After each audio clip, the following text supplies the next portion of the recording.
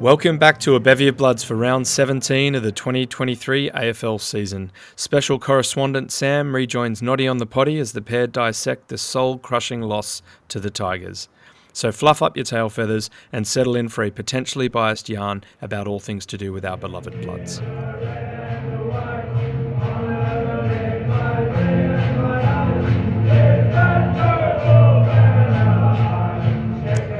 G'day there, Signets and Swanglings. My name is Noddy and I'm once again joined by Sam. Good to have you back on, mate. Thanks, Noddy. Good to be here. Cheers, mate.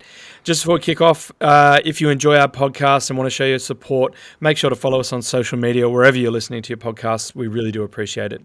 All right, let's get stuck into the game details. Last Thursday night, our Sydney Swans were defeated by the Richmond Tigers by 13 points with a final score of 12-16-88 to 11-9-75. All right, Sam, first impressions. What did you make of that? Well, look, first quarter we were awesome, and I think second quarter we were great on the counterpunch. And then in the second half, we really just lost all our run, and Richmond gained all of theirs, and we got demolished outside of, I guess, the last 10 minutes of, or maybe 10 of the last 12 minutes of the final quarter. Where we had it in our attacking 50 a lot, but we just couldn't score.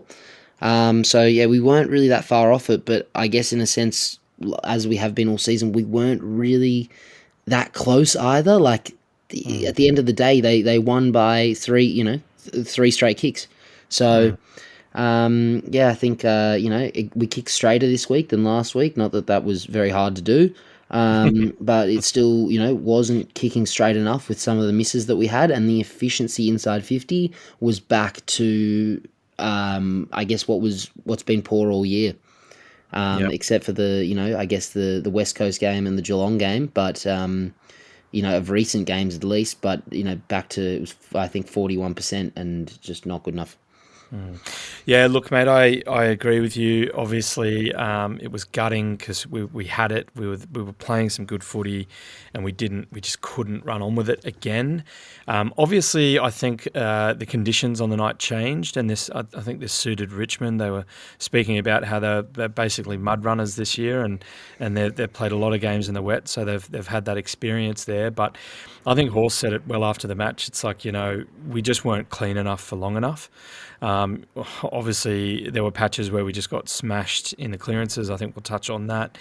But you just can't help but feel here's another one that got away. And, there was a lot of it made about it being an elimination final for both teams. And truly, our finals is a faint flicker, a faint glimmer at this point. If not already ruled out. It'd have to be extremely mathematical from here, but it's going to be tricky. And look, obviously, it would have been fantastic to get the win on the back of that ridiculous draw with the Cats, but here we are. We're now 15th, and we'll go through that later. But we really didn't take our chances, I think, is the other part of that. So. Yeah, I mean, the other thing is if they kicked a bit straighter, it could have been bigger, a bit like the Brisbane game in that regard. But anyway, mate, let's dig into it. Let's get a little further along. So let's go straight into the good, the bad, and the stats, mate. So what numbers did you pull out of this game, mate? So I guess, inside 50s, we were down 8. So it seems as though there's, Richmond went in, 57 times for 56% efficiency, whereas we went in 49 times for 41% efficiencies. We were down in the hit-outs. Hayden McLean did just as well in the ruck as Tom Hickey, with probably less time spent in there, and minus 16 in the clearances. As I said, the 41% efficiency inside 50s to shot ratio was not good enough, and the misses from easy positions, although we kicked straighter, we still had numerous misses that were just not good enough. Yeah, mate. I mean, look. That's, I was going to say missed chances, but that's the next segment. Before we move on, mate, I think one of the really big talking points, and I'm going to slip this into the bad, was obviously Toby Nankervis's hit on Jakey Lloyd. and how they didn't even stop the play, and then they ran on and kicked a goal.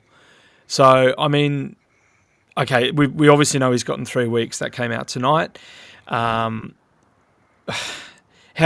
did you make of it on the night? I mean, it was terrible, but and Lloyd was clearly, injured, so had to go off. But it was a funny night there, wasn't it? So Bauer goes off early, they lose a tall, and then we lose our structural short defender, and then we bring on Francis. So anyway, talk me through the Nank hit first. I think it's sort of I don't think that he would have meant to concuss him. He did, so he deserves to get weeks for sure. And it was bad look and bad action. Yep. So that happened, and yeah, it was really a bit of bad luck in a sense in just how it all played out. Like, they lose a tall in Bauer early. Poor guy. I felt so bad for him. Swans Academy in a Westie. How tragic! Like, just kind of wanted him to have a memorable debut. Within not too memorable, but yeah, that's you don't wish that on anyone, do you? Really? They get Jack Ross, who could have been the best sub in the history of subs. He came on and had one of the best games. I reckon a career best game for him. He was really good as a wide player, and that gave them more run. And then in the second quarter, we lose our quarterback effectively in Jake Lloyd, and then we bring on effectively a lump of a tree, who slows our run down. So Richmond go from having one less tall, an extra run on a wet night, to us going from I guess not just like we lose run, but we lose kicking efficiency, we lose marking ability, and we lose everything. Structure. Well, Francis took a couple of intercept marks that saved us a couple of times, but look, he had one good play. He had one good play where he kicked it to Papley, where Papley should have got that 50-meter penalty. That was where he got his head taken off, but luckily Heaney still kicked the goal at the end anyway. But outside, they didn't do anything good. Cost us 2 goals. Remember off air, I said how hard are you going to go at Francis tonight? And here we are. I still haven't even got into it yet. Haven't you? Okay. But look, I think that Richmond back to Nank. So look, I think then he obviously knew that he was gone, so he turned it up and he played a very good game of football from that point on, which is. I see people saying the red card thing, and I don't know. I don't think it's. I don't know. I think Richmond are going to get punished in the long run. Although I do think him getting 3 weeks is with how harsh they've been this year in the match review is that's nothing. Like, James Sicily got 3 weeks for a tackle that arguably, well, actually not arguably, it was adjudicated to be holding the ball. And then he got 3 weeks, and there was another player who was involved in that tackle that completely changed what scientifically, physically happened in that he got 3 weeks. So how Nank going and, charging at Lloyd after the play, no ball in hand, and gets 3 is... Shoulder on jaw. It should have probably been, I'd say, minimum 4... They could have even pushed it higher. Yeah, the AFL were seeking 4, and Nankervis's lawyer got it down to 3 weeks with this. Here's a quote: "Breach of duty of care had been so Nank's breach of duty of care had been clear, but not egregious." And just double checking the meaning of egregious, it means outstandingly shocking. So look, if that wasn't outstandingly shocking, I don't know what these lawyers are on, mate, because it was shocking. Like, the tip of his shoulder, but was it outstandingly shocking? It wasn't egregious. So look, if our Wicks got 2 for the elbow on Leicester, then surely that shoulder in those circumstances, and the fact that Lloyd was out and is going to be out for 2 games, or at least 1, is 4. So this is where the talk of the red. We don't get any benefit from his foul play, and he has apologised to Lloyd and the family, and he's an ex-Swan and all that sort of stuff. But he stayed on, was influential, kicked a goal, gave Hickey a bath. and then the next teams are going to benefit because he's going to be out for 3 weeks. So that's where this reinvigorated talk of the red card system is coming from. So, I think there's some merit to the idea, but obviously it's got to be fleshed out a bit more. But yeah, I don't know. Let's get the umpiring happening consistently and properly before we give them another responsibility of sending players off. One thing as well, I think we got pretty lucky with Wicks only getting 2 weeks. So not to say that Nank shouldn't have got at least 4, but I think we got pretty lucky there. I don't think if that was another season where they weren't focusing more on sling tackling, I reckon Wicks would have got 3, even though he didn't concuss Leicester. So yeah. I think it should have been 4. That's true, mate. All right. Well, there's probably a couple of other stats that we're overlooking, but really, it was that we kind of got bashed around the clearances, and we probably weren't efficient enough, and that was kind of it. Not and also not clean enough. But we may as well move on to favourite moments and missed chances here, mate. So do you want to shout out a couple, and we'll just share a couple back and forth? So I really liked Buddy's game. I thought that he was, he still had a couple of moments there where you could see that he's on his last legs. Like a couple of holding the balls where he should have got disposed of the ball a bit earlier. But all in all, he kicked 2 goals. I think he missed 1. He set up, another one really unselfishly, which I loved that because, he could have been like, I'm the superstar. It's my potential last game at the MCG or probable last game at the MCG. And, early on, if, I can get in a bit of run of form here, but does the team thing straight away. I loved that from him. And I just thought he was a bit of a presence. I think he was, outside of Nankervis, in terms of key position player, outside of, around the contest, he was the best of both teams. He took some marks. I think he took 4 contested marks, didn't he? Yeah, look, he was. I thought he was really good. I think that he, if he had his time back, he should have just gone for drop punt in the last 5 minutes or 4 minutes and 30 seconds or 40 seconds or whenever it was. Yeah. But he didn't, and obviously he thought that was his best chance of kicking a goal, and it didn't work out. And he's played 350 more games of footy than probably 99% of people listen to this podcast, or at least at first grade level. So, I back him into know what he thinks is best. But if he had his time back, he should have just gone for the point, evened it out, and then it's back to 0-0 with 5 minutes to go or 4 minutes to go at that point. So it is what it is, though, and unfortunately that happened. But I liked his game. I thought our first quarter was awesome. I thought we were so good, and it was just nice to see us dominating. I think we had at least 8 scoring shots. I guess onto the missed chances a little bit. We had three shots from Logan and McLean in that first quarter that were gettable, especially Logan's, because he's the most accurate kick for goal in the comp, or at least he was going into that round. And McLean, they just could have done better. It wasn't that wet then, so they were some of the missed chances in that first quarter. But the way we were moving the ball was really good. And then I really, we'll get onto a bit later, but I really loved Rowy's work. Not necessarily in clearances because he only had 4, but just in tight positions. I thought he had a great game. I really liked Rowy's game. So they were my favourite moments. Nice one, mate. I think look, there actually were a few highlights in this game. I think we're talking, I think it was the Cats game. There weren't too many highlights. It was a bit of a dour affair. But this one, there were a fair few plays that were quite exciting. And I think my favourite moment of the game was Goulden's first goal, where they worked it forward from the centre clearance, went through a couple of sets of hands. I think it was Buddy, Heaney, Papley. And then ended with Goulden, and beautiful kick from the angle there, and just thought, oh man, Goulden, Errol, loved it. If only Channel 7 put on Errol while they had it. After that would have been good. I mean, surely they will eventually, once they realise, big call here, that he's as good as Nick Dacos. No one's as good as Nick Dacos. That's right. The Collingwood people out there telling the world. But mate.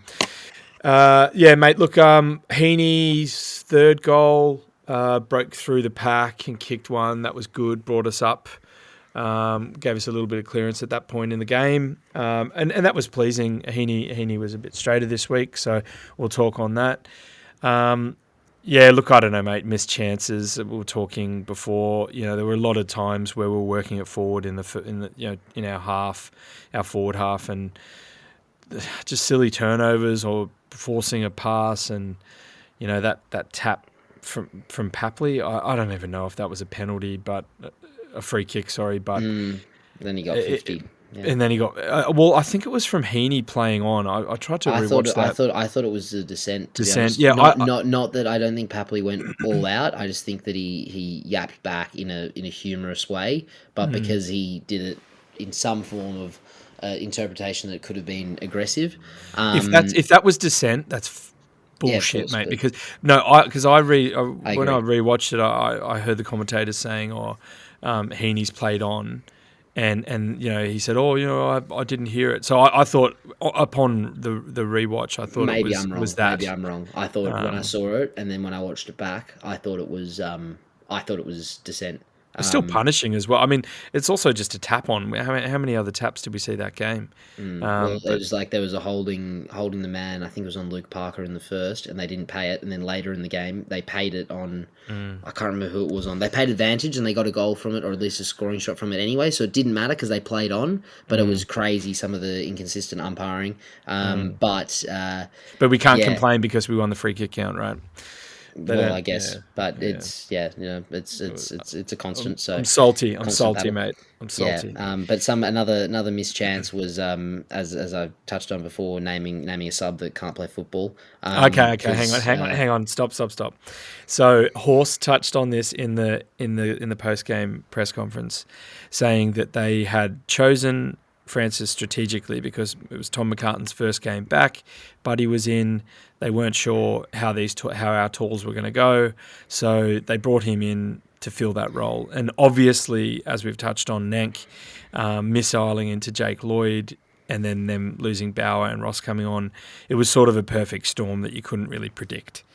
But this is true. But he did still cost us 2 goals. He dropped the mark late for Dusty's goal, and Dusty crumbed that and snapped and goaled. And then also for Baker's very crafty finish.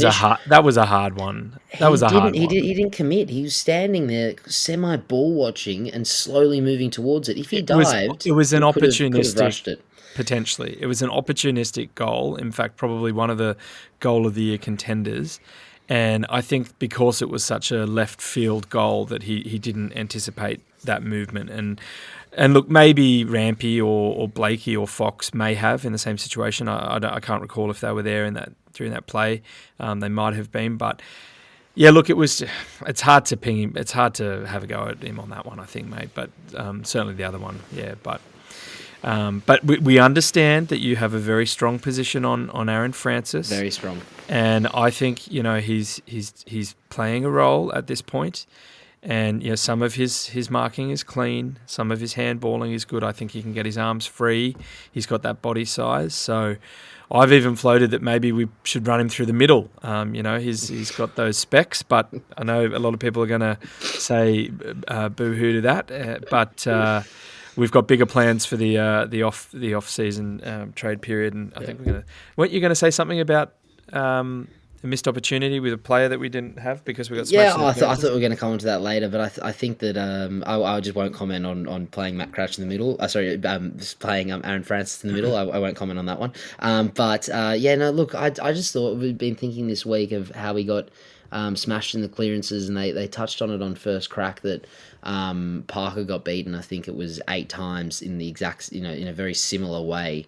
And it's just like he was great. I'm not knocking Parker, saying he had a bad game by any means, but it's just like we just need a bigger bodied midfielder in there. And I just thought instantly, like, we've got Don Pike as an assistant coach who coached Adelaide to a grand final with Matt Crouch winning a best and fairest. We could have got him for absolutely nothing, and he's sitting playing reserves for Adelaide all year. And we've had our injury problems, and don't get me wrong, like the emergence of like Gus Sheldrick, and if Matty Roberts had a clean run at it, he could have been playing some good footy too. I know he played a good game. I think it was against Richmond. Sorry, I meant earlier in the season in the seniors. I think it Ah, was right. against Yeah. Richmond. He played a decent game. I can't remember which game it was, but Mm. like it's still maybe if we had Matt Crouch, we wouldn't have had this emergence. But just in terms of getting that, sort of like Will Brodie style that Freo got Mm. last year, sort of that player that could come in and play a role in the midfield. As a bigger body and to help out in the clearances, because it's one area that we have been struggling in clearances and contested ball. So that was but I guess that's something that I think we need to look out for is that bigger bodied midfielder. Just on the on that clearance stuff, and I think this was on one of the timelines. I think we were able to nullify Nank's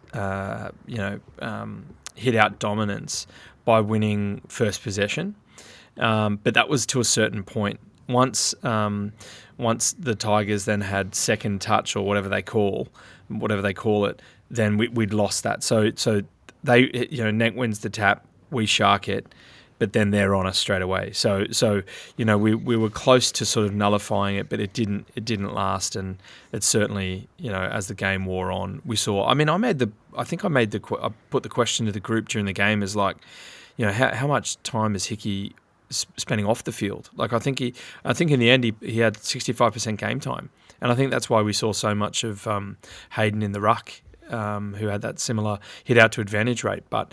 Anyway, yeah, your point on Matt Crouch, we were looking at his specs before. He's not that typically larger body, like he's not the Joey Kennedy size, but he's more of that sort of able to rip it out and feed out in the vein of Tom Mitchell. So yeah, maybe Matt Rowell, that type of player. Yeah, but so yeah. Anyway, mate, that's I think as the weeks go on, we're probably going to be talking more and more about a list management strategy, because as the flicker fades, we all start to turn our eye towards 2024. But we haven't gone deep this episode, but we may in the coming weeks, depending on how we go in the following games. But anyway, mate, let's move on to the Bob Medal, which is, of course, the Bevier Bloods equivalent of the Bob Skilton Medal. We give 3-2-1 points to the best Swans player on the ground. And this week they win I couldn't even think of anything, I want to say an umbrella or something like that. I don't know, just a pair of gumboots. So we play a little bit better in the wet. Anyway, mate, in 3 points we had Errol Goulden. In 2 points we had Ollie Florent. And in 1 point we've chosen James Rowbottom.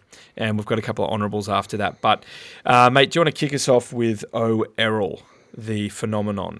Errol. Well, he had 31 touches, so best on ground at 77% efficiency.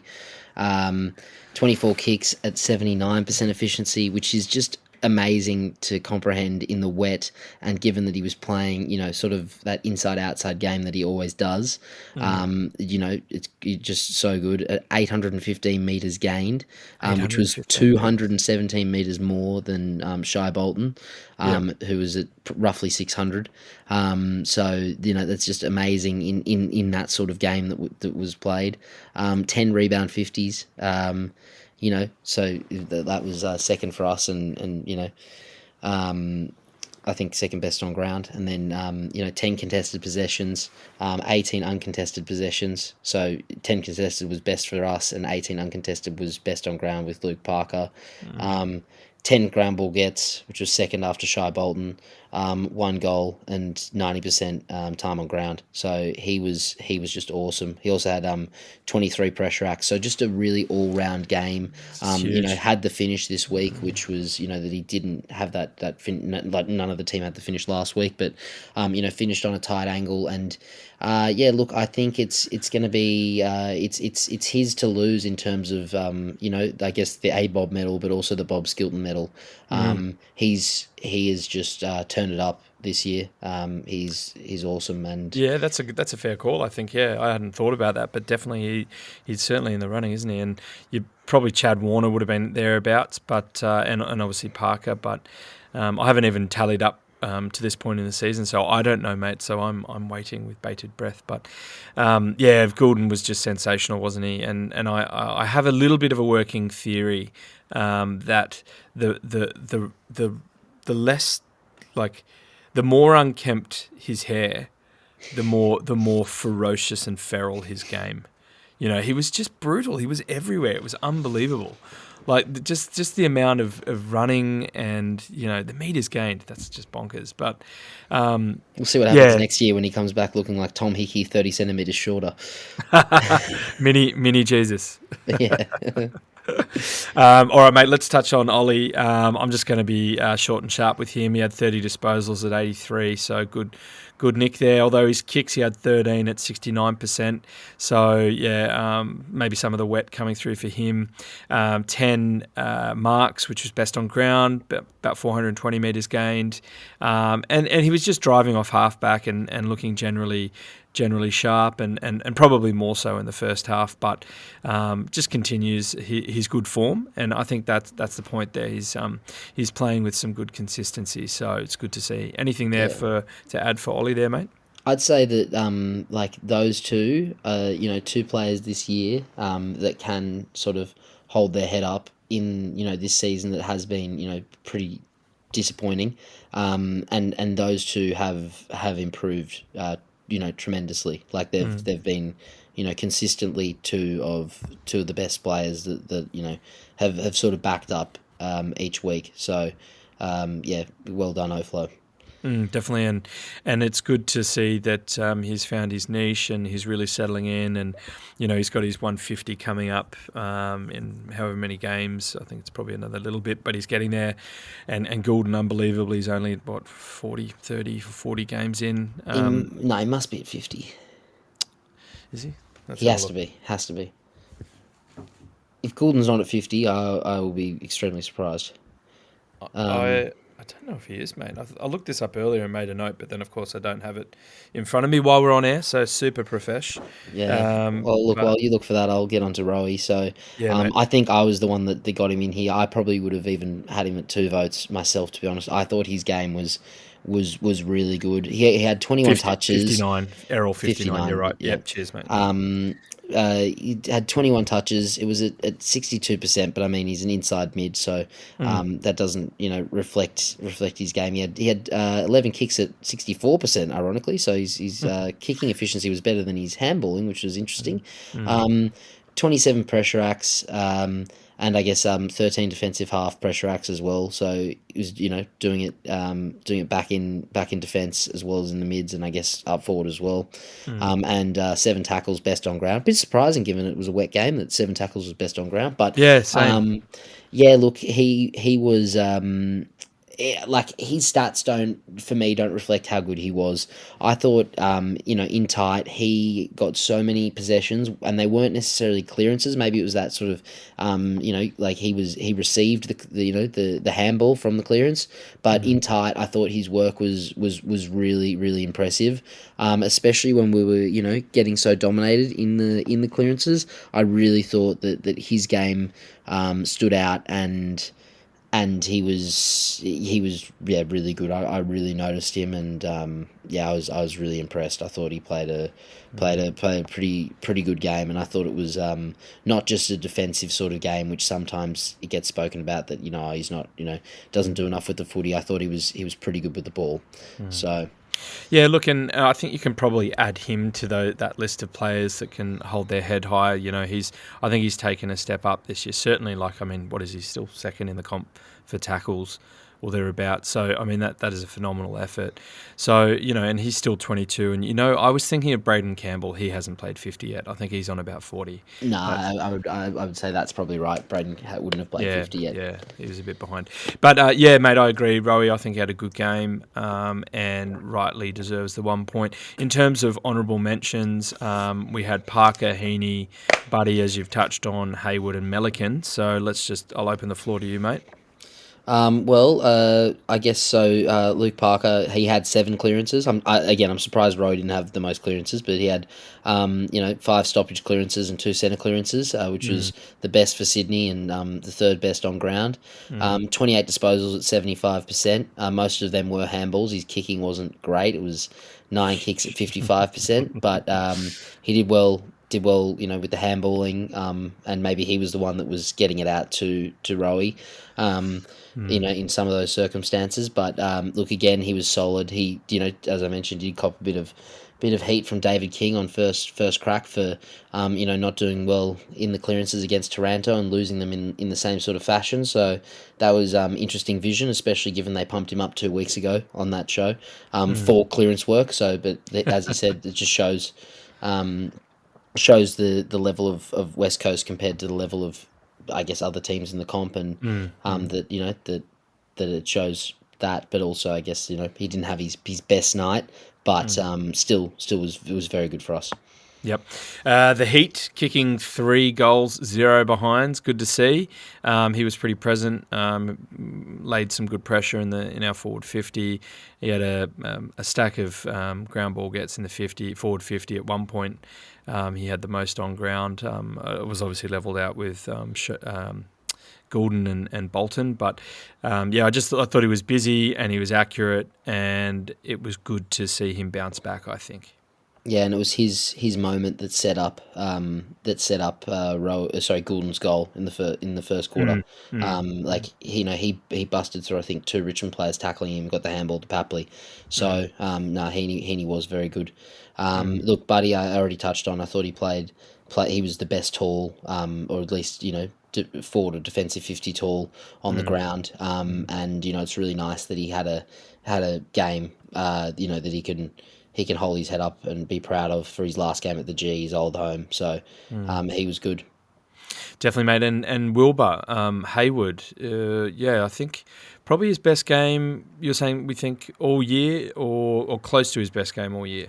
I would say the only game that could rival this one would be round 1 against the Gold Coast, but he kicked 1 goal 4 or something like that in that game. I remember he got a coach's vote, and I did my first halftime report for that game, and I actually put a bit of heat on him because I didn't think he was playing selflessly, and he missed some sitters.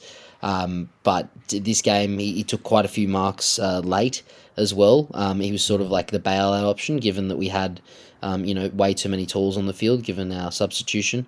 And he was the one that was marking them and being that outlet, and he also kicked I think it was 2 goals straight. So he played his best game in a while, and then finally the Pelican. I thought this isn't even on this game. I thought his pressure was really good. There was one where he chased down, I think it was Morris Rioli, or it was maybe it was Liam Baker. I can't remember. He may not have tackled them, but he put the pressure on that they only kicked it behind.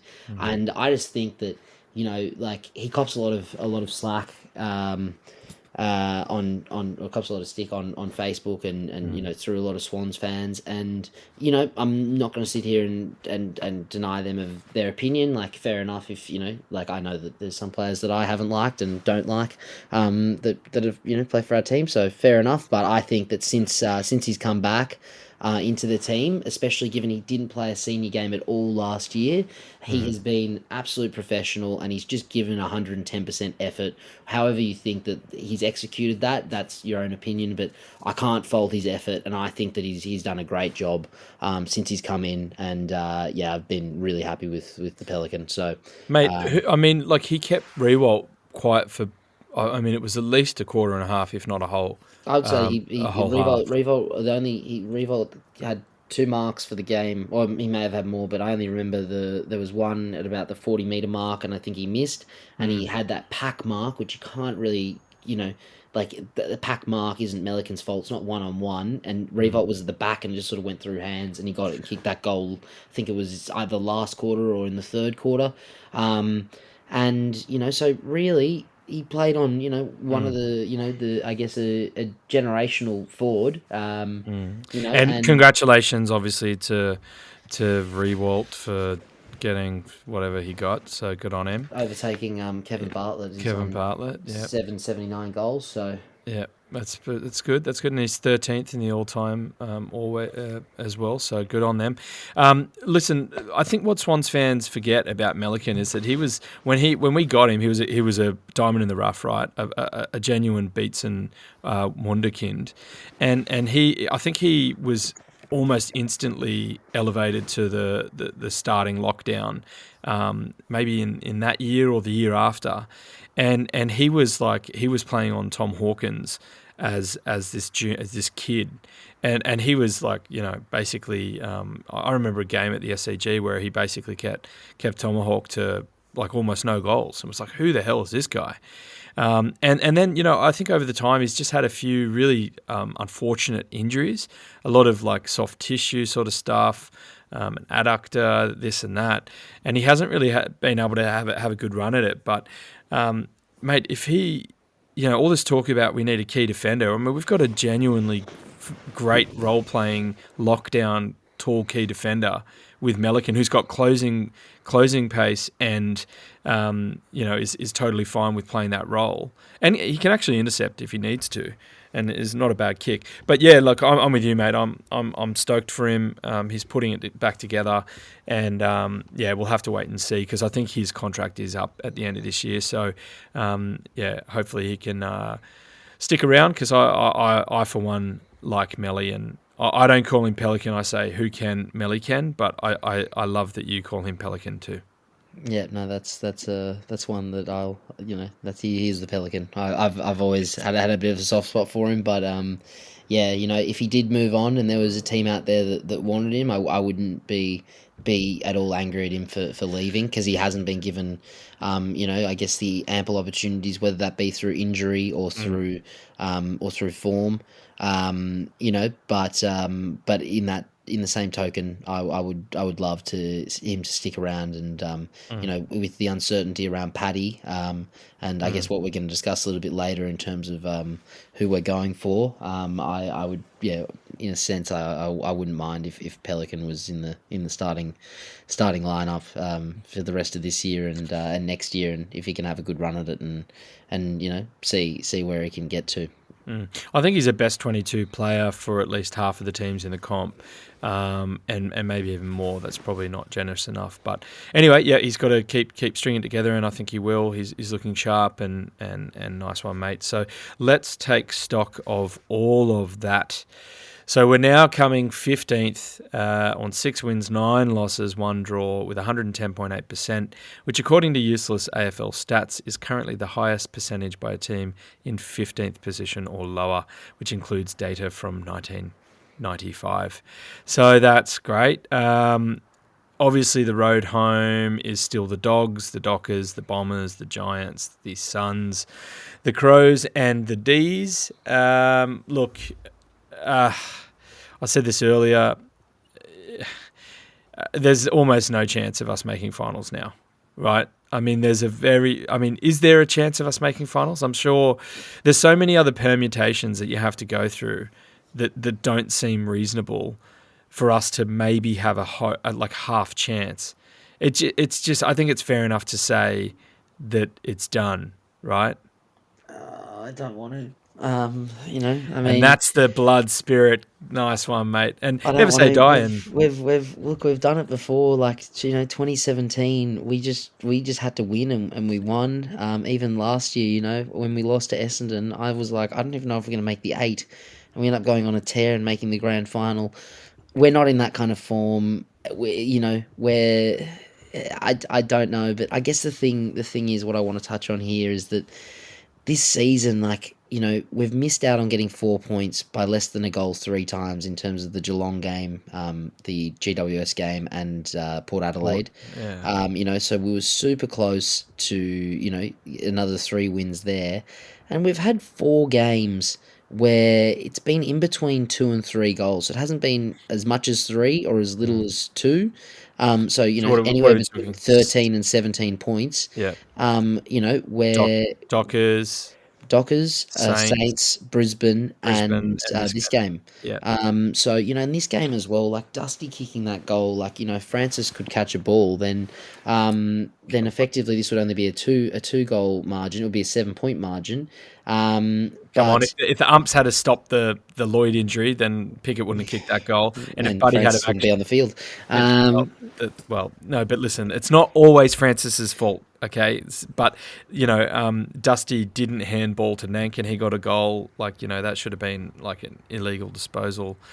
or incorrect disposal rather. But there was a couple of things Yeah. that happened that that just. I guess with that though, like we're not that. The thing is, in these games though, like against Freo, against St Kilda, against Brisbane, and this one was probably the closest of the lot.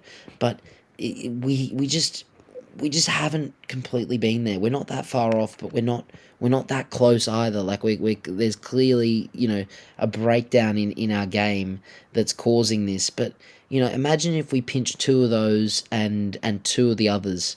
That would give us an extra 4 wins, and we'd be sitting on 10 wins, 7 losses, or 10 wins, 6 losses, and a draw, depending how you want to do it. We're not that far off. The competition, a lot of teams are going to play a lot of teams around each other because there are just so many teams that are close. It's still possible. I don't want to give up yet. We're still playing. Our next 6 games now are all against teams that potentially, that could either jump us, or in the long run we could jump them. Let's just see what happens. It's one game at a time, and we've missed two big chances, unfortunately, but it's not over yet. Yeah, look, I think if one thing's for sure, it's that we're not going to be blooding players just for the sake of it. We're not going to be tanking. It's not really in our DNA. We're going to be going out there, putting the best team on the field as possible to get the win. And that's just sort of a legacy, I think, of Horse, and I think we're going to talk about him later on because he's got a very special milestone game ahead. But before all that, obviously, we face the Western Bulldogs this Thursday night in a couple of days at the SCG in a night game where kids go for free if they're not already in bed. So obviously the Dogs are 7th with 9 wins, 7 losses, 103.9%.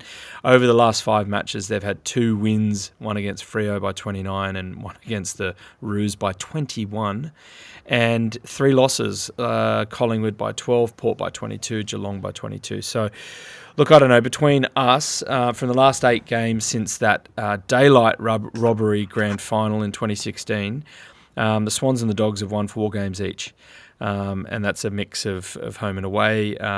We've got an average winning margin of 31 points, and they've got an average winning margin of 19 points. So you'd have to say they're obviously playing better at the moment. They've got a stacked team. But look, obviously injuries and MRO we've already touched on. Lloyd is going to be out. Lads and Chad are still a week away. Does Amadi come back in? Does Buddy hold? You touched on Roberts. He had a good game in the VFL. Yeah, look, what I think about the teams is, I think it's pretty clear. I think in the VFL, so we came back and beat Richmond late, and Wicks kicked 4-4, so that's at least 8 scoring shots. The hyphen Look out. kicked 3. Robert Stevens, Corey Warner, Chad Jr. and Stretch were all good. But yeah, I think it's very clear that so obviously Lloyd is going out, and I think Wicks has got to come in, move Robbie Fox back. He doesn't. I don't think he fits the role as a forward. So we've got perfect Lloyd replacement. So Robbie Fox goes back, Wicks comes in, adds forward pressure up front, and I've really liked Wicks in the team this year. I think he's been really good, and I don't think we can drop Buddy. I think he was as I said many times in this podcast, I think he was the best key on the ground outside of Ruckman, and he was better than, I guess, 2 out of 3 of the Ruckman anyway.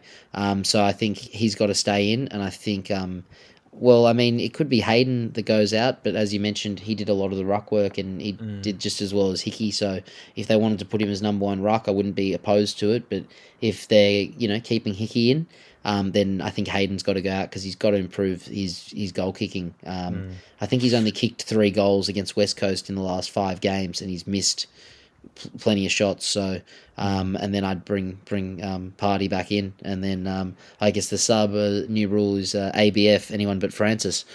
Oh God. Okay.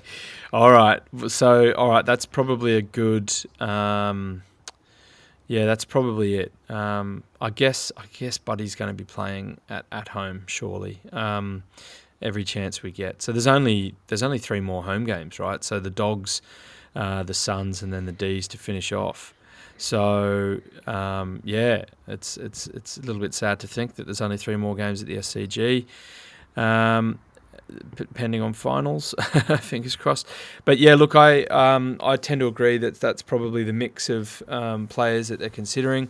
Obviously, the Dogs have a stack of dangerous players on each line. Caleb Daniel, Keith, Richards. There's Bont, Libber, Baz, Treloar, McRae, and English. How do you stop English? Norton, Lobb, Waitman, Jamari Ugle-Hagan. It's a pretty daunting prospect if they're putting it together and we're sort of struggling with confidence. So, obviously the key matchups there. Bont's having a fantastic year, so surely someone has to be on him to limit his output. Do you have a position on? Do you have a stance on any of these matchups that we're going to be faced with, mate? I think, one thing I want to mention is I think it's a bit rough that Bailey Dale doesn't get a mention and Alex Keith does in the danger players. Bailey Dale I think he's so overrated. Really? I think, Okay. and he was in the AA last year and it was just such a joke. I'm sorry, I just don't. He's one of the players that I just don't like. Fair enough. Well, Yeah. I don't know. I just wouldn't see Keith as a danger player, but I think Keith is someone that could definitely shut out one of our talls. But it is what it is. I mean, they've got a very good team though. Like they've got good players, and they've got good depth players. So the point is that you could say Bailey Williams is in there as well, but he's kind of like an Alex Neil Bullen. He's a bit of a role player. So the back half. Well, look, Tommy Liberatore has been very good. So, I guess if Mills is going to try and curb Bont's influence, then Rowie will probably, sort of try to go head to head with Libba, both tackling machines. Rory Lobb, he has a history of playing pretty well against us when he was playing for Freo. So let's see. I mean, I guess it could be, Tommy McCartan and Melican that are playing on Lobb, trying to. I think it's going to be a lot of rolling on and off players in that back half. You've got Aaron Norton. I think that that it's going to need to be one of Tommy McCartan and Melican on him as well. Blakey potentially could roll in, and then Jamari Ugle-Hagan's been in awesome form. He's been really good the last 5 weeks. I guess Rampy could maybe go with him. They've got a wealthy list of players. The Dogs, they could have the best list in the comp, but they just haven't been able to put it all together. First half of the season's been a bit up and down. Question without notice: could Stretch come in to match the height of English and the height of Lobb? He might get exposed. Yeah, I couldn't see that going well. That would be like a bath and a half, I reckon. I don't think that would be a no. But my answer is no. I would say that if Laddams was up, definitely that could be an option. But I think no, it's going to be. And that's why I think that if they're going to drop someone, they'll probably drop Hayden, because I think Hickey, as he is a genuine ruckman, needs to be in there to combat, English, who's probably the All Australian ruckman this year, and also Rory Lobb, who should be a ruckman but prefers to play forward and has somehow managed to do that his whole career. So who's pinch hitting? Party? I'd say so, yeah. Yeah, okay. Listen, the thing is we just want to win, and we really need to win, and it's going to be very hard, but how do we get the win? Well, how do we get the win? I think that, we really do need to play the 4 quarters. Yeah, answer from your heart. Like, I mean, anything you've got here, I'm willing to take, because it's... I think we really need 4 quarters, because we played 2. last time, and we had patches in the fourth particularly, but it wasn't 4 quarters, unfortunately. We need more efficiency, and we need to take our opportunities in terms of getting the shots. But then if we get those shots, we need to convert them. That is something I think that has really derailed our season, is our inability to score. Whether that be to get opportunities inside 50, or to take the opportunities we get inside 50. So that is something we need to do. I think that the mids need to turn it up as well. Against Bont, Libba, McRae. I guess if Baslenka comes back in form, Adam Treloar, they've got a great midfield, and we need to match that. And I think we got one thing I forgot to mention about Rowie too. He was injured. He went off injured with an ankle in the first quarter and came back on. Same with Gus. So I'm hoping Gus is all right. Because he was a bit down. They weren't listed as injuries, so hopefully they'll... No, just in the game they had to go off and get their ankles strapped. I think it was pretty early on. So, I think we've really got to, in the mids, really got to, take it up to them. I think our defence needs to, be really good. Because they've just got some tall timber down there, but that comes from the pressure that our midfield puts on their midfield. So that the entries are not going to be as clean. So I think that it's really important for the mids to have a really good game, for Mills to really step up and stamp his authority on this game, Parker to continue, Rowie to play like he did last week, Gus to get back in the form he was in the 3 previous games. So I would say that's something that the mids is a really, really key part. Well, I mean, hopefully the weather stays all right. It was a pretty nice day today in Sydney. I don't know what the forecast is, but let's hope there's no rain tomorrow night. But mate, Horses got a huge milestone this game. He's coaching his 300th game as coach of the Swans. God, that's crazy to think, isn't it? 200 as a player and 300 as a coach. What a legend. So, I mean, we'll just look at some of his accolades. Obviously, winning the 2012 Grand Final, making 10 out of 13 or 12 final years. 13th year, this one is ongoing, and a bit of a question mark about how we're going to finish. 6 top 4 finishes, 4 Grand Finals with just the one, and a 62 overall percent win rate, which is pretty incredible if you think about it. So, are you dig Horse, right? Yes, I do. He's since I started, I guess when I really got into it in 2011, the first game that got me hooked was his first game. So I've been there for all of them, in a sense. So I think that I understand the criticisms of sometimes it feels like we don't have a plan B, but when you look at everything that he's done, and I guess you can look at he took a team that was sort of from 5th to 8th consistently and got them up into a top 4 team and got them to 3 out of 5 Grand Finals, won one, as you said, robbed of one. Yep. And then since gone through a rebuild and got us back to another Grand Final.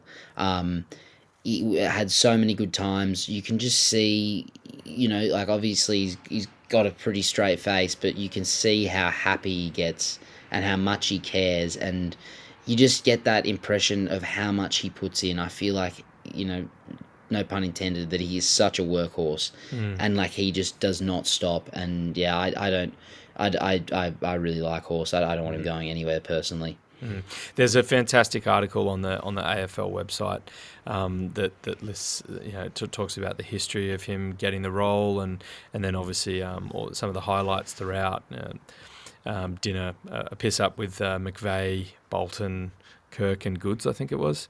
I may have missed one of the players there, but yeah, it's a fantastic read, and it also talks about how invested he is with the whole playing group, and how how good he is at connecting with all these players who have diverse backgrounds and at different points in their life, so that shows you that he's got empathy, and that obviously has come from the Ruse traineeship, if you want, because I know Rusey was big on that. But Yeah, no, look, huge congratulations to Horse, obviously, and wouldn't it be great if we could get the W, to give us half a chance, but also as a big thank you to Horse for his time in the saddle. Oh, no pun intended. Wait, horses don't have.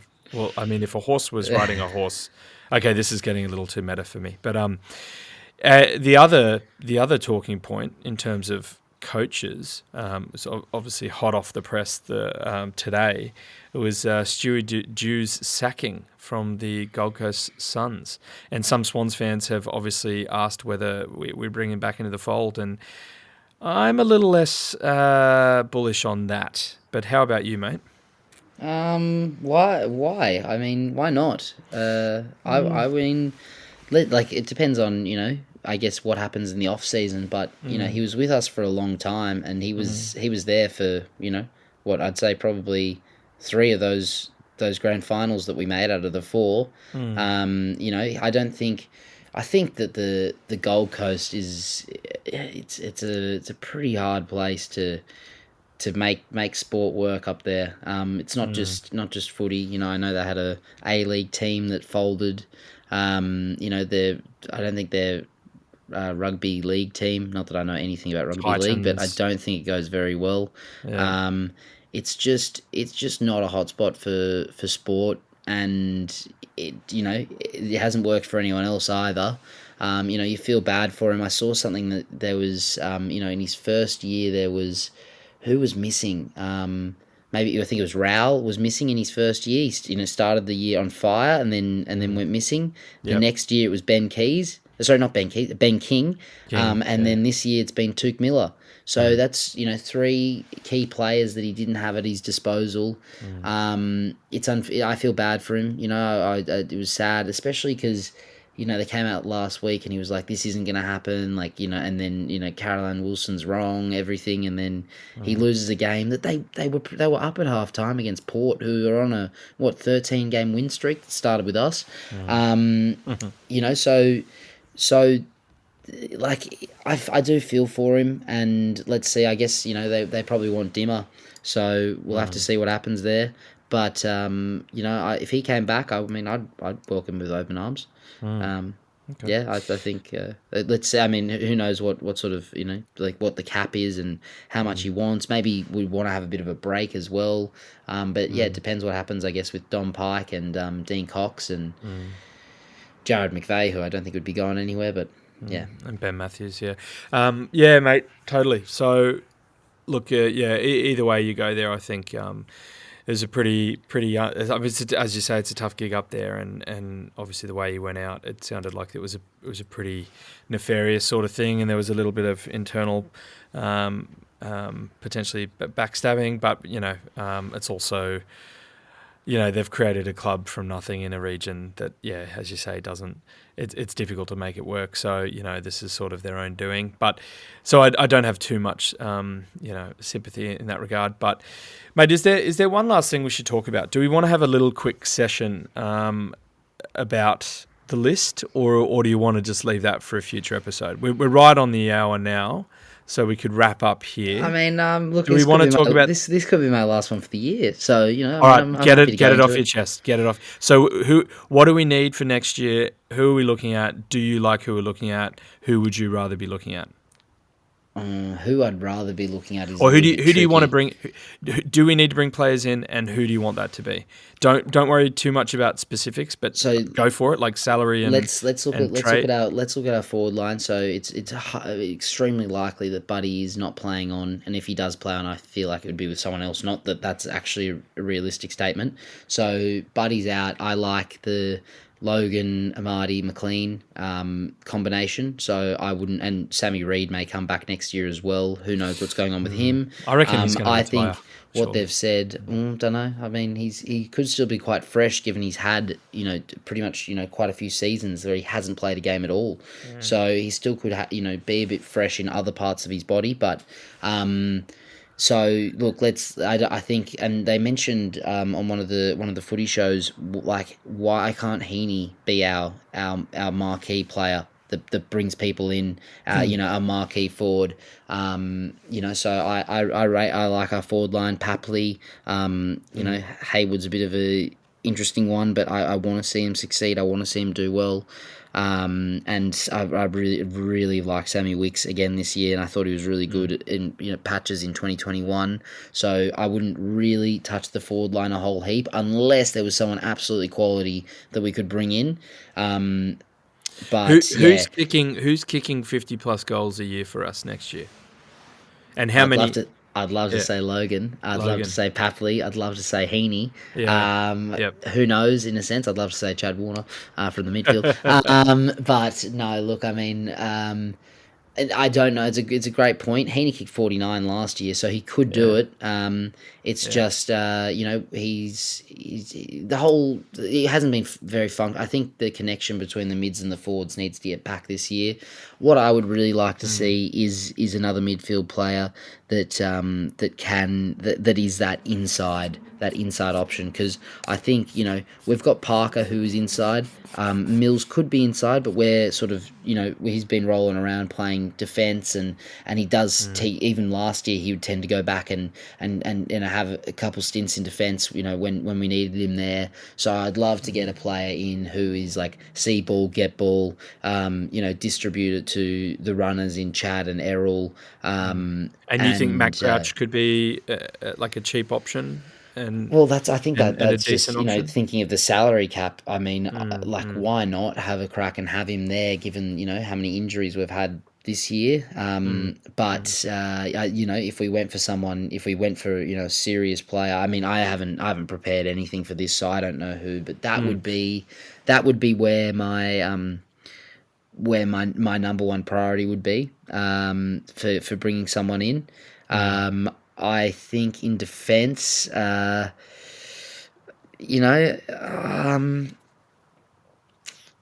me think. So, look, Rampy's not getting any younger. But Tommy he extended McCartan, for 2 years. He did extend for 2 years, but I'm not 100% sure why we got a 2-year extension. Nothing against Rampy. He's been great this year. He wasn't amazing for patches of last year, but look, he's not getting any younger. Paddy is uncertain, so let's see what's happening with him. Tommy's missed a lot of footy this year, but I hope he's going to be in defence and bounce back. Then we've got Pelican, who's been great, so I wouldn't mind seeing him stay in, but if we did bring another key defender in, which is seemingly what we're looking at, he'd be the first one to drop out. As long as Francis doesn't get in the team, I'm happy. So I guess you have beef with him, don't you? I do. I would say, look, the West Coaster apparently, it's rumored that we'd be paying Tom Barras $1 million a season, and giving up 2 first-round draft picks for Tom million Barras, or about, I think it's about 800, but it's up maybe there. Maybe misread an article then, but it's Kelly and a lot of McGovern money. $1 million. Yeah, it's a lot of money for Barras. I look, I don't think he's a great player. He was really good against us as well. But I thought he was 24. He's 28 in a couple months, so I don't really want to bring him in. And the idea is you're getting a mature player who can help you in a flag like now, right? So that's the idea. So you either go hard with the youth and then and look to push in 3 to 5 years' time, as Steve-O outlined for us in the group today, or you go in a shorter time frame, 1 to 2. And Barras has been touted, as has Himmelberg. So these are the players that we're looking at, just to throw in here, mate. Barras, Himmelberg as those intercepting defenders, but Himmelberg can also roll forward, obviously. Spent a fair bit of time at the Giants doing so. And then there's also Ben McKay. So he's the other player. I don't think he's coming. That's in terms of key defenders. That's right. I think he'd be cheaper. I don't think he's that good though. Do you think he's that good? I don't think he will leave Melbourne. I think that because his brother's so good, other teams will go and say he's been at North, and most of his career they've been down the bottom. He could come to our club and we could build him up. So I would just be really surprised if he if he left Melbourne. It would really surprise me. So I'd say it's between Barras and Himmelberg. Himmelberg's an interesting one because I'd probably prefer him to Barras. Well, he's more Even though gettable, Barras is and probably, he's in Sydney, right? I guess Barras is probably a better defensive player in a sense, but He's an I elite don't know interceptor, Barras. Himmelberg's got a bit more kind of X X factor about factor. him. Yep, So totally. he would out of those three key defenders, he would excite me the most. Mm. Um, but And then there's Tom de Koenig in the ruck, right? no, straight That is no. just like Carlton want basically everything for him, which is just I can't for a player who's shown glimpses, but really is still developing as and can't and it's like in and out of their team. I know he's had some injuries, but I mean, how could they want? I think there was even talk of it being. It's certainly north of 500,000, right? I don't even think Oh Lads is on that, no, right? there's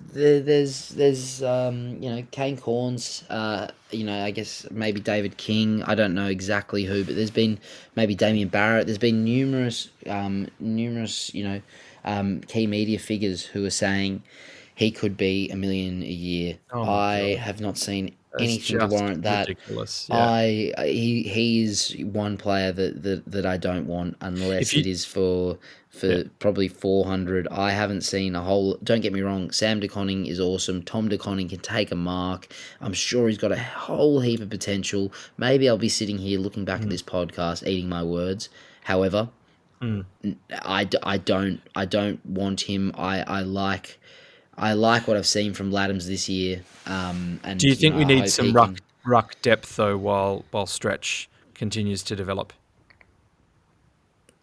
So ready to It's a play. Like if tricky Lads, one. if Hickey, because Hickey is out of contract at the end of this year as well, and his body's pretty banged up. If Um, Hickey retired, we've only got Lads and Stretch, really. then yes, but I think that there's a ruck merry-go-round for a reason. I think Yeah. you could bring S- in some depth in s- in the ruck position pretty easy without paying overs for someone Agree, who agree, has agree, potential but hasn't shown anything. So agree. my areas that I would want would be a big inside mid. Maybe we could try get Dawson back. Or Lol. Tom Green from oh, the Giants. Come on over, buddy. The water's warm. you love him, don't you? I love Both you Tom and Green. He's Chris. just Yeah, unbelievably good. He is the player that we need. If you're going to throw, or I mean, there was an article about Baz not potentially being, but maybe being on the he outer, and Baz Lenker at Sydney would do well. He's he'd sort be of a something marquee between player. Warwick Capper Um, and Isaac Heaney. But just on the ruck very he's a quickly, bit of just he just but with Baz, he's not been in great form recently, and he is a bit of an outside runner rather than an mm, inside. He can play mm, inside, don't get me wrong, but mm, he is more of the, I guess, the sort of Chad Errol Warner. Chad Yeah. type Mm. rather than the in and under mid that I think we need. He does have some X factor, but going back to rucks just very quickly, the VFL's playing on Friday at midday at Tramway Oval or Lakeside, whatever they're calling it, outside the SCG. And Jordan Sweet is the I guess the second string ruck for the Bulldogs, and I think he's out of contract, and he's someone I think would be very gettable and very useful. And there's a couple of others, Matt Flynn at the Giants, who Briggs seems to have jumped ahead of him, There's also and Juicy Prusy, Braden oh, Bruce. I mean, I I don't know wanted why him we. a few years I ago. so I did I. wanted him So a did few I. years ago. So did I. Um, so there's also I think he's got a back injury. Tom Campbell in At the from St Saints. Kilda, who he's been Yeah. sitting behind Rowan Marshall for a long I time. think he's Um, 30, but that would be a similar sort of thing to Hickey. yeah, But so Lloyd Meek, he moved from the no, Dockers to the Hawks, and he's now behind Reeves and I don't know who else they're running there, but he's playing footy there. he's They're contracted. But normally but they're normally playing two ruckmen in that team. mm, mm, He's staying there. He's not moving. So mm. so I think that I Sherry, think that there's Sherry those. from the Roos potentially. No, There's enough. There's Goldie will call it at the end of this year, I reckon, and he'll be the number one ruck oh there. So oh. um, I can't see. No, I think that But it's not ruck. Back to your point, you think our priority need is a large inside mid or just an inside bull, In, regardless an of size inside and bull, stature. preferably tall. Can Size Gus matters. can Gus play that role? Beef, can he play that role as early as next year? Um, I love him. Mhm. Especially his second quarter. I think it was against Geelong. Like he had a patch that was just awesome. I don't want to say no at all, but I feel like he's more of the Kieran Jack rather than the Josh Kennedy, you know, and not in the way that he plays. He does play that inside game, and he is tough as nails. He's tough as beef, I guess. Um, Oh, but um, but you know, I just think that we need someone tall. You know, like I'd say like wouldn't it just be great to have like a 190 centimeter, you know, 190 centimeter mid in there and they can just extract. I do you know how also tall? wouldn't Do you know how mind. tall Aaron Francis is? Don't even go there. What? 193 and 93 kilos, mate. He'd match up on Paddy Cripps just fine. But anyway, yeah. Look. Do you have Nightmares. any more to add? That don't bite. Just let the Francis thing go. But do you have anything else to add to the? I just said nightmares. That's all. Just there's obviously I would Caden say Cleary and I, Cabor in the academy that we need to consider as well. I wouldn't mind as well if we went for some sort of you like back in like I don't know I guess 2009 2010 and we brought in Josh Kennedy, we brought in Ben McGlynn, we Mm, brought in Mitch Morton, who obviously didn't play many games but he did play a very key role in mm, that flag. We you mm, know we brought in those second string players before we had Buddy, from other clubs. You could even say Marty Matner was at Adelaide. We had these, we brought in these players that sort of played roles, and like not necessarily that we need that in our starting team, but I mean if we're going for a flag, it would be nice if we had a bit more squad depth. So that would be something that I yeah. wouldn't be opposed to. Mm. But in the same token, I wouldn't want that to hinder the development of our kids. It's more just that we have ready-made players to replace them in a sense. That's the balancing act. So That's the balancing act. Being able to yeah, have a decent enough, VFL side, so that you've got players ready to jump up if need be. But then they're trying to make bank as well, and um, you know that's the difficulty of managing the list, right? We lost a lot of really good depth players at the end of last year, right? That could have helped out this year, probably to a degree, but that's just it's part of the fun, I guess. But yeah, mate. Look, I think we've touched on most of the talking points there. Obviously, there's going to be more rumours flying about, and clearly we'll overpay because we seem to be better at drafting rather than trading. But look, we want to get excited and we want to bounce back. I think that's how Swans fans are feeling. But before that, a win against the Dogs at home would be nice, surely for Horses 300. So, mate, I think that brings us to the end of the episode. Do you have anything else before we wrap up? no, thank you for having me again. It's very Good. enjoyable to be here and talk footy for an hour or so. So I love it. It's good stuff, mate. Thanks so much for jumping on again. So Anytime. on Thanks, mate. On behalf of the of a bevy of bloods, we say thank you once again to everyone listening in. Make sure to keep following us on socials or wherever you get your Swannies news, and maybe see the SCG on Thursday night. As always, we'll be in the O'Reilly, beers in hands, hearts on sleeves, cheering at the top of our lungs. Until then, up the bloods, and can you Can you Swannies? Swannies?